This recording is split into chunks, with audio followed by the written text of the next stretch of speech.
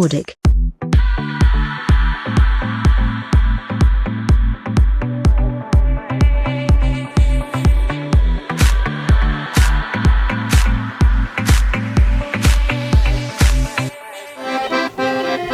La Coupe de France de cette fin du mois de février avait des allures de course de printemps.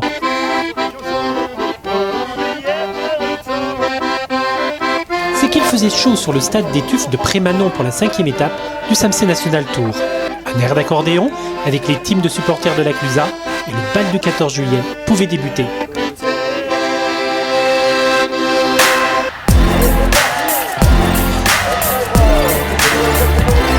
Ce sont les dames qui, les premières, se sont élancées sur la piste.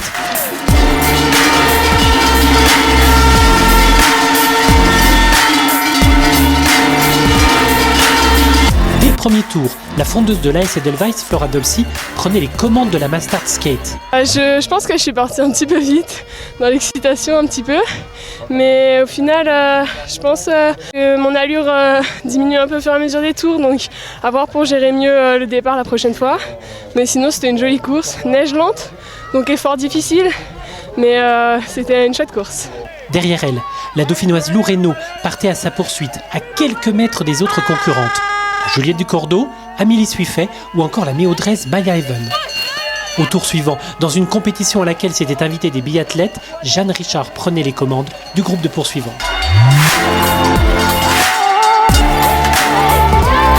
Derrière Flora Dolci, rien n'était donc écrit. Surtout que des stratégies se mettaient en place. On a fait vraiment une course d'équipe avec, on s'est mis 4 biathlètes ensemble et en fait je crois que le but c'était que aucune fondeuse nous passe devant. Le barrage fonctionnait aussi pour la Montblanaise Juliette Génie, qui donnait tout pour décrocher une deuxième place. C'est mon deuxième Samsey et j'étais vraiment stressée et je pensais pas faire aussi bien, je suis super contente. Et il y avait vraiment du beau monde et je me suis bien amusée quand même sur la boucle de Prémanon qui est assez technique quand même avec des bonnes montées et c'était vraiment cool.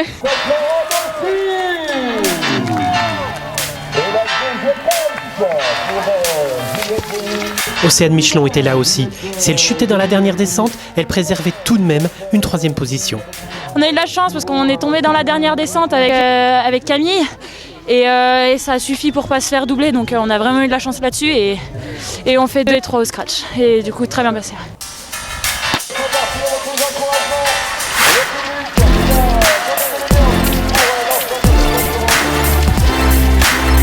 Quand le TGV du U20 a quitté la gare de départ, ils n'ont pas dissimulé leur désir de gagner. C'est qu'il y avait de l'envie à une semaine du coup d'envoi des mondiaux juniors. Aussi, très vite, les leaders se sont positionnés devant. Il y avait là le féclasien Gaspard Rousset, déjà victorieux de 3 OPA depuis le début de l'hiver, mais aussi le jurassien Kevin Lancia, Victor Lovera, le grand valier Simon Vuillet et quelques autres.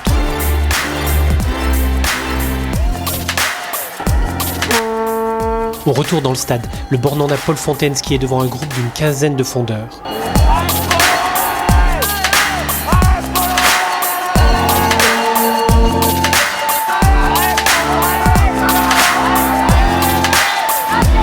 Mais les jurassiens avaient encore faim.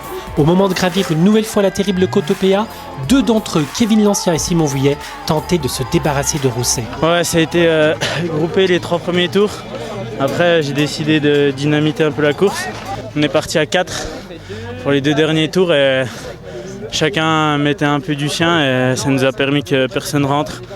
Et à l'arrivée, la loyale au sprint, je me suis fait battre. J'étais moins fort, il n'y a rien à dire. Le Savoyard a en effet triomphé de ses plus farouches adversaires dans les derniers mètres de la Mastart.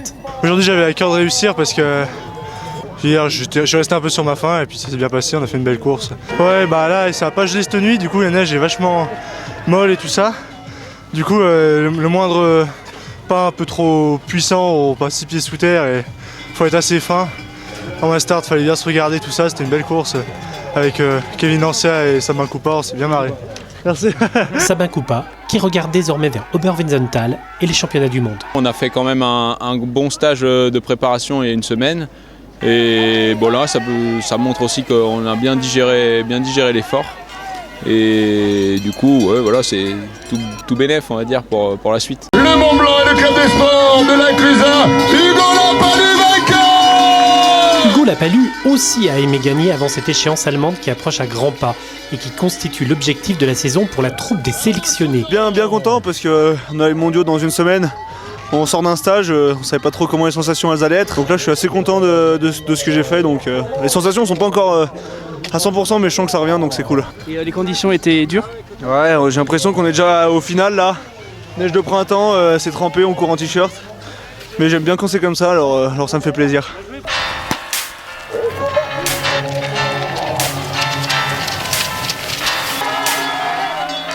Sur une neige de printemps qu'il affectionne, le Clubs n'a laissé à personne le soin de conduire le train des fondeurs.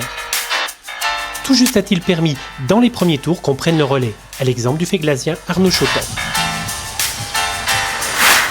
Mais pas longtemps. De toute façon, le Bélier a accéléré pour avaler les derniers tours sans la compagnie d'un quatuor qui perdait peu à peu du terrain. Parmi eux, un autre Cluse, Théo Skelly. Voilà, non, la victoire, Hugo, c'est un gars qui fait des top 30 en Coupe du Monde. J'aurais bien aimé voulu le suivre, mais j'étais un peu dans le rouge, je venais de tomber, je me suis replacé, c'était un peu dur. Mais bon, je me suis bien décrassé. Dans une semaine, on part aux mondiaux, donc c'était un bon entraînement, une belle intense pour finir un peu la prépa. Et franchement, je me suis bien fait plaisir. J'ai tout donné, impeccable.